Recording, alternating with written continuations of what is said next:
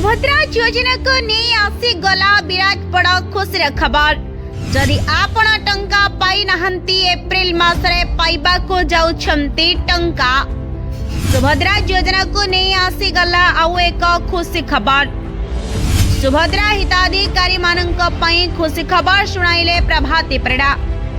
April 22 तारीख रे पाइबे आपण सुभद्रा टंका। सुभद्रा योजना को नहीं आसीगला आउ एक खुशी खबर। एप्रिल 22 रे सुभद्रा टंका मिलवा को जाउछि। सुभद्रा योजनार योग्य हिताधिकारी मानक सुभद्रा को नहीं उप मुख्यमंत्री बड़ सूचना रही। एप्रिल 22 और 23 तारीख रे मिलिबो सुभद्रा योजनार टंका। सर्वे पर योग्य हिताधिकारी मानक टंका मिलिबो। तेरे सुभद्रा योजनार बाद पड़िछंती 1,70,000 हिताधिकारी अकाउंट केबे आसीबो टंका। तेबे सुभद्रा योजना रे 1,65,877 महिला प्रथम किस्ती पाइछंती।